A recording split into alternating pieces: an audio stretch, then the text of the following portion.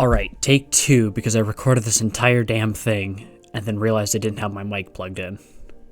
But welcome back. It's been a while. I've been working on this a lot longer than I intended to, trying to mostly adjust to the second semester of college and getting back into streaming.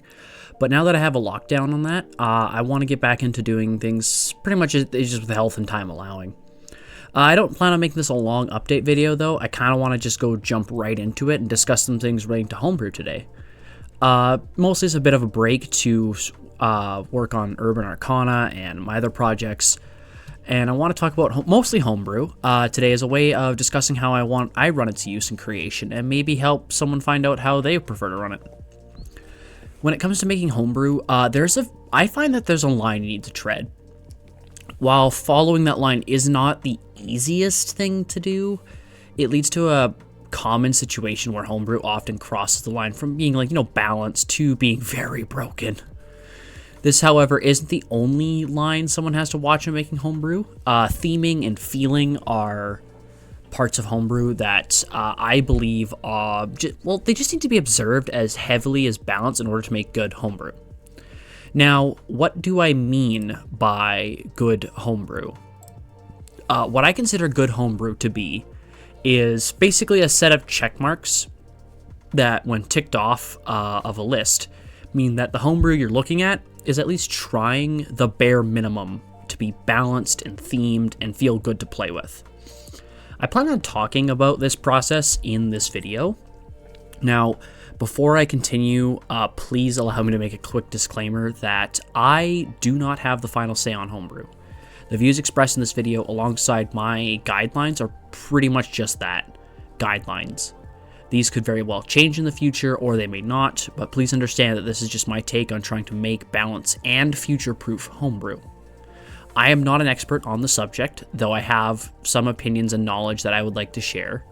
In addition, this video here, it's made for discussion and entertainment purposes, so this is less going to be a full guide and more laying the groundwork for having a conversation about Homebrew.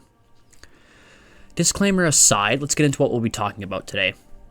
First, we want to go over the basic overview of what I look for in a good Homebrew. Then, with that framework having been established, I want to go through each point, not quite one at a time, but in general, and discuss them. And we'll be making a example Homebrew that I came up with that should check every single one of these boxes. Now, once that is done, we will go a little bit into the creation concept, and then we will bring it all home. Now, with that out of the way, let's get going, and here we are. Let's start with the outline of the concept and go over the points that I think make a good Homebrew. I'm going to limit each of these to a short paragraph right now, since I plan on opening up a wider paragraph in the dedicated section on designing the Homebrew itself. The 6 items on the list that I have been using for designing Homebrew are the concept, the theming, the flavor, the balance, the execution, and the feeling. While a couple of you might be thinking that these are pretty similar to some of the others in quite a few ways, I believe that with the way I run them, that they are different enough that you could reasonably give them their own segment on this list. Now, to kind of go over each of them, we have the concept. Concept is what the initial idea of the Homebrew is. What's the design philosophy and the idea that you want it to follow at initial creation. Concept is typically the first thing set up when making Homebrew, as it is basically the foundation of what the other items or pillars are going to be built on. A Homebrew may have a concept fully based on like a franchise, a character, another item, even another existing part of the system you're playing in. It just has to be what am I making and what is it going to be based on, or what is it supposed to do, which is where theming comes in. So what is the Homebrew's theme, and in translation, what is it designed to do, and how does it want to do its designated task? So what that kind of means is this is purely mechanics. This isn't the flavor, this isn't how the thing does what it does, it's just what does it do and what ability does it have. It does not include anything else. It is just the theme and the basic design of the mechanics. Flavor is how the Homebrew decides to describe and explain all of its abilities. Flavor is just a use of description to explain what the homebrew is to your players. Flavor I would consider just as important as the other parts of homebrew design, as it gives a way to understand what the intent of an item is.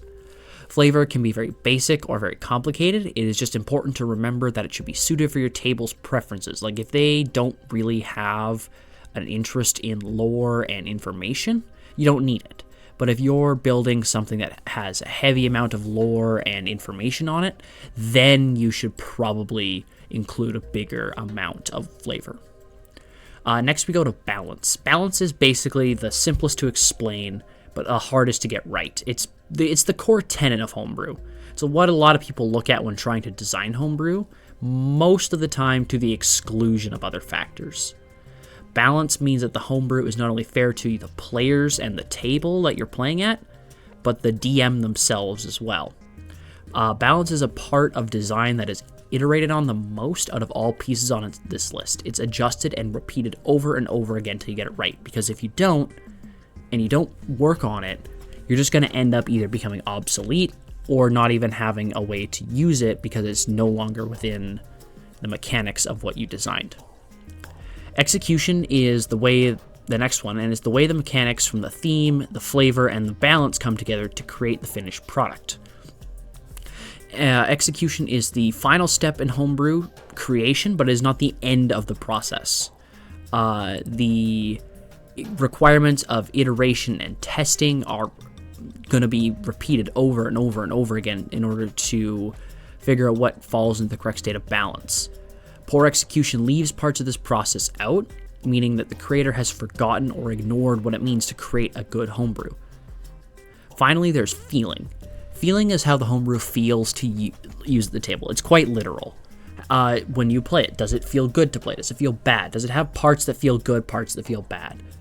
When designing homebrew, it is important to come up with a proper feel for how the homebrew should play at the table. This applies to all kinds of homebrew, from items to full classes to spells. Feeling is also part of testing. Basically, does this iteration feel better? Does it feel worse? Does it feel the same? How do I improve it? How do I improve how it feels, and how do I improve its balance? These pillars are what I would actually consider to be the most important parts of designing homebrew. They might be referred to as other things by other people, but all mean the same general thing when it comes down to the details. Some people who make homebrew might have more pillars, they might have less pillars, they might not use pillars, though I disagree with that concept. But basically everyone has a set that they use when making homebrew.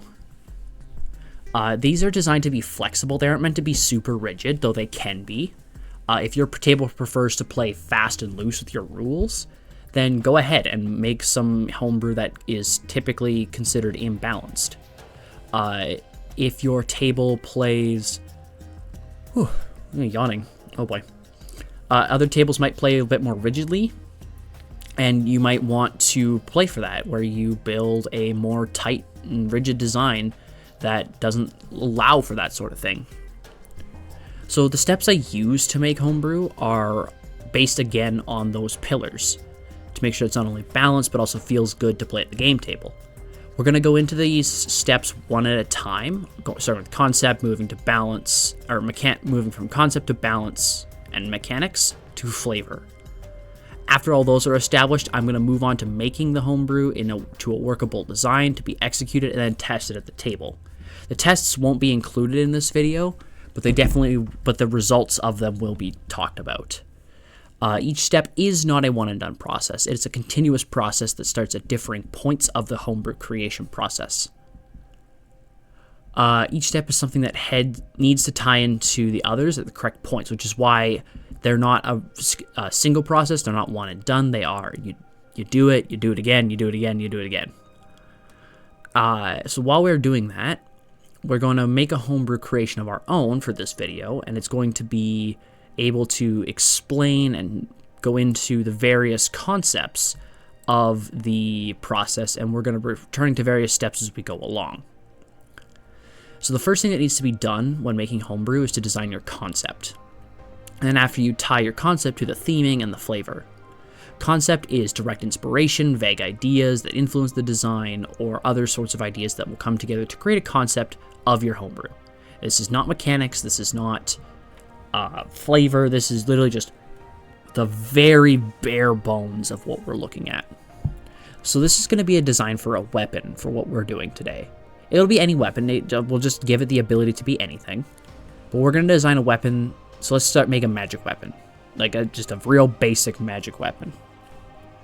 Due to this concept not being a specific weapon, we're not going to include art, though I will try to include a couple pieces of art I find that, you know, match the concept that we eventually bring together in this video. But the idea here is to make a weapon usable by spellcasters that want to play a character that prefers single weapon fighting with spells. So kind of your Blade Singers, your Eldritch Knights could use this, Sorcerers could use this, Paladins even could, Clerics could use this. Those kind of character archetypes where you're fighting in one hand with a weapon, the other hand is a spell. I will be sharing some notes that I make over the course of this with each version of the weapon. And we'll be using two systems, actually, to design this. We'll be using D&D 5th edition, which will hopefully also include 2024, as long as I get the wording right. And we will be using Urban Arcana. So this is mostly to demonstrate how the process works in two very different systems. And the results will differ, but we don't have to worry about that because we're just designing a weapon with the same base concept over two different systems. We're just following the same step process, which is what I want to demonstrate here. So the items here are simply designs. These are concepts again. So we're going to look at a D&D version of the weapon first. The weapon should reward spells and weapon using the weapon together, as I said above. This weapon is going to be attunement based and at least rare. Potentially very rare. I think very rare is probably where we'll aim for, and if we end up a little lower, we'll end up in rare. So it's not going to be a beginner item. We're going to give this weapon a charge-based ability, and these charges are going to potentially do one of the following. Charges either give you spell slots, either let you cast spells, or let you boost your spells. Variants of this weapon or stronger versions could allow for differing or multiple abilities of this general theme. So for the Urban Arcana version, going to the other side of this here, this weapon is going to have a weapon art, which is every weapon has a weapon art and every magic weapon has a natural ability. So for a weapon art, it's going to let you create a spell-like effect or provide a way to utilize more spells. This weapon passively boosts spells, which will be tied to the natural ability, and you can't change the weapon art due to it being unique. Options for weapon arts could be changes stamina points to spell points, creates a spell-like effect, or give a temporary buff. Upgrades could either cheapen the cost, duration increases, or make small damage increases to spell-like effects, something similar. But now that we have the concept in place, we have a number of options for working out what the actual mechanics of the weapons are. For the purposes of this video, I will be following this pattern that I will share now. So some steps may be repeated or changed if absolutely necessary. I will be going into whatever changes and talk about it when it happens. So just kind of keep an eye on that. So first, we're creating the overview of the mechanics, which we just did. Refining the overview into functioning mechanics, which will be next. Then we're going to combine the mechanics into a cohesive set so we can prepare to create the final item. Then it's going to be testing and iteration, which will loop back into steps 2 and 3. And finally, we will have the final item. Following this is a guideline for how we want to create the item. Let's go a little more into the overview of the mechanics. We are simply going to be making these into, again, overviews that are not properly written. We're not going to have any sort of actual numbers or mechanics in this step. This is literally just, what does it do? So, we want to reward wielding a weapon and using spells. So what's going to happen is, every time you cast a spell, we're going to gain a charge. or maybe even more charges. So what we'll do is we'll focus on that aspect, and then we'll have something that you can use those charges on. We don't need to worry about attunement and the rarity, because those are something that comes in later. And we can mark that this weapon's a +1 weapon without any penalties, because we don't have to worry about that since it's self-contained. So this charge-based ability, we have how we get charges, casting spells. Now we need to figure out what the... well, not the reward is for getting charges, but what you can pay charges to do. So looking at our notes here, we have a +1 weapon. When a attuned creature casts a spell, the item gains 1 or more charges, and the attuned creature can spend charges to increase the power of their spells. So we locked in one ability. We know that you can spend charges to increase spell power. Does that mean damage, or does that mean DC? Does that mean attack rolls? We don't know yet, but we just know that it boosts spells. Now for the Urban Arcana version. This version's going to work a little bit differently. First, because we're using a D100 system for checks and saves, we can't just state that the item has +1 to accuracy, because the bonus system is a little different. Instead, we'll be giving the weapon with +5 accuracy and +1 damage, because damage works off of its own D4s, D6s, D8s, whatever. So we don't need to worry about increasing the damage we add, just the accuracy. Second, Bound. Bound is a mechanic that exists basically to work as attunement. We need to, if you can have up to 4 weapons or other items equipped, but you can only have 1 bound item of each category. Weapons, armor, belt, and accessories. You can have 1 bound item on each. Certain items can go in multiple slots, certain items can't, but basically your weapon, your armor, your accessories, and your belt items typically only have 1 bound slot. There is ways to get more, but it's typically not very common. So, with that out of the way, let's look at what the weapon actually does. Besides our accuracy and damage boost, you have to bind the weapon to yourself, we're going to look at what it also can do. The weapon acts as a catalyst, meaning if it's a sword, it can also cast spells. Stamina points can be spent to charge spell points. So that's going to be our weapon art. We're going to have a way to spend stamina points, which is how you use weapon arts, in order to charge our spell points, which is how you cast spells. When the user casts a spell, this weapon's innate ability will make the accuracy roll and the save DC a little higher. So both of these abilities will fill the roles of our formula that we set out with the concept of both weapons.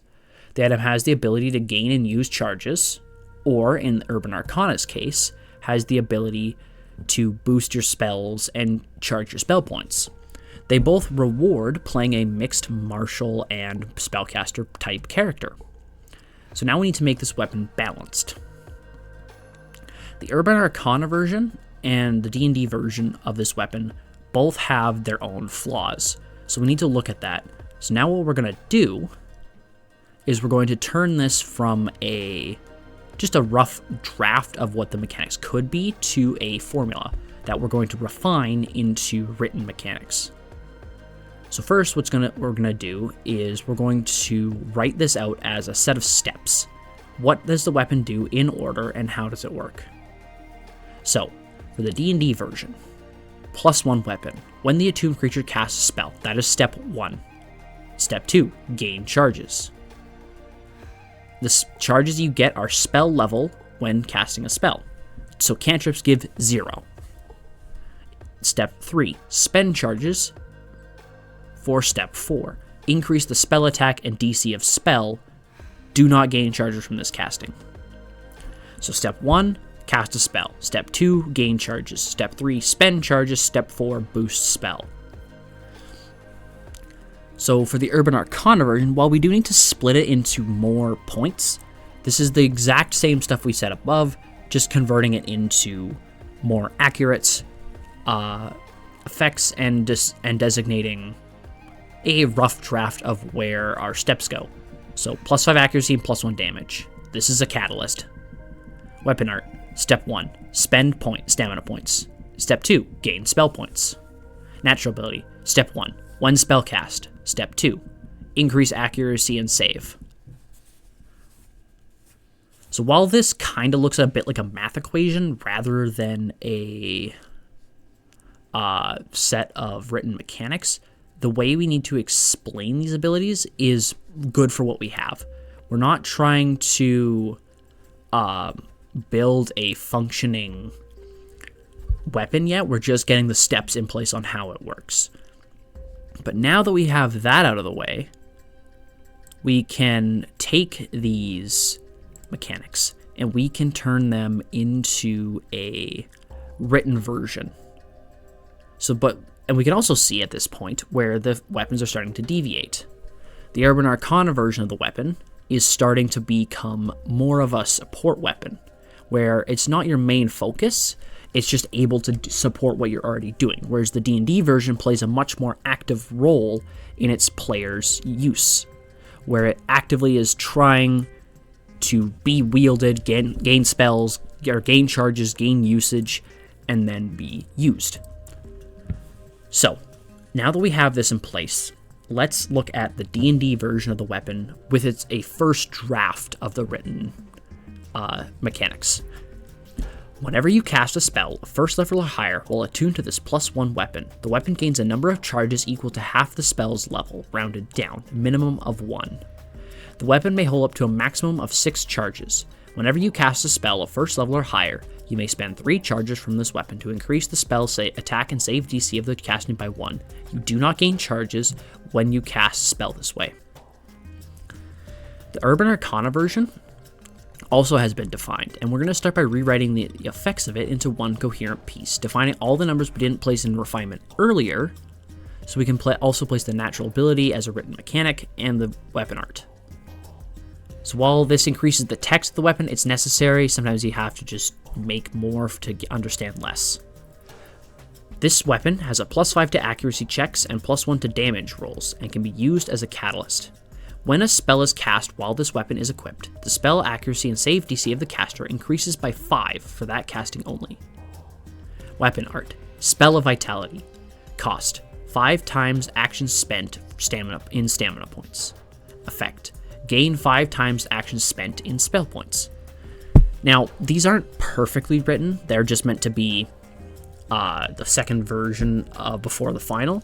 And these are the test version. These are what you take to your table, you test them out, and then actually see how they do. Now then, with the final version of the mechanics in place before revisions, we can see that the intent of the weapon and the design of them behind has very much drastically changed between the two. They're starting to go from a pie chart to more of just 2 separate circles. Now we're going to look at the next section, that being flavor and balance, because balance is going to be continuously iterated on. Now, when looking at flavors for weapons, it's not hard to find a lot of interesting designs and concepts, but I would like to actually find something that fits both games we designed this homebrew for. And I think I found something that works. Star metal swords. Star metal is a metal made from meteoric iron and is actually something that can be made in real life. While not called star metal, we can take some liberties with Urban and call it as such due to the system's fantasy and science fiction elements despite being a modern day setting. So with this in mind, let's make a pair of star metal weapons for our homebrew. D&D version. Star metal weapon. Very rare +1 weapon, any. Requires attunement. This weapon is forged or reinforced with star metal, a rare and valuable metal that gives the item magic storing properties. Whenever you cast a spell of first level or higher, will attune to this weapon. The weapon gains a number of charges equal to half the spell's level rounded down, minimum of 1. The weapon may hold up to a maximum of 6 charges. Whenever you cast a spell of first level or higher, you may spend 3 charges from this weapon to increase the spell attack and save DC of the cast spell by 1 for that casting only. You do not gain charges when casting a spell this way. So the D&D version of this weapon is finished, and it fits the bill for a very rare weapon which is still in line where we intended to bring it. It has fully defined bonuses and abilities, and we successfully created a weapon that follows the steps that we want to follow. Now let's turn our attention to the Urban Arcana version of this weapon. It has also reached the final step and is clearly defined as we can see here. Urban Arcana version. Star Metal Weapon. Quality unique. Any weapon. This weapon is created from star metal and able to convert the energy of its wielder into magical energy. While bound, the wielder has +5 to accuracy checks and +1 to damage rolls made with this weapon. In addition, the weapon can be used as a catalyst. When a spell is cast while this weapon is bound and equipped, the spell accuracy and save DC of that spell increases by 5. Weapon art. Spell of energy. You draw upon your own energy to fuel your spells, converting it into raw magical power. Time. 1 to 3 actions. Cost. 5 stamina points per action spent to activate this weapon art. The effect. Gain a number of spell points equal to the spent stamina points from using this weapon art. The gained spell points cannot exceed your pool cap. Any remaining spell points are lost. So within a few iterations, we have developed a concise and consistent ability for the Star Metal weapons, which I have off-screen taken the time to discuss with a few people if these weapons were alright and what needed to be changed. Well, not much has changed in the mechanics side. The final version is much better, like you can see with the D&D version where we cut the charges down to half, and we also marked that the casting bonus only lasts for 1 casting, and that you don't gain charges. Just little balancing tweaks. In the Urban version, the weapon art had a new name, it has an actual defined amount of time and actions that you have to spend on it to use it. And the actual abilities of the weapon are now properly written. So, with that in mind, while I can't say that these are perfect, when I was testing them in D&D, it was a very fair but also very powerful weapon. I had a lot of fun at the table just introducing it, and it was a very fun concept to use. With the Urban Arcana version, we had a blast just going through and using this weapon to make some silly builds and test out a bunch of the beta features and see how they broke the weapon, how they didn't break the weapon, how the weapon broke them instead. And we had fun with that, and I hope that's part of what's seen here, because maybe with this, my homebrew process helps others have fun and get a framework to structure their own homebrew that's in a way that's easier to balance and make with. We'll have to see, because I don't actually know how things are going to go. But I think with that, we can actually begin to wrap the video here. I hope you enjoyed the video, and I hope that you follow the progress of Urban Arcana and this channel as it happens. I'm going to sign off for now. I have been Tiny Dice Thief, and I will see you later.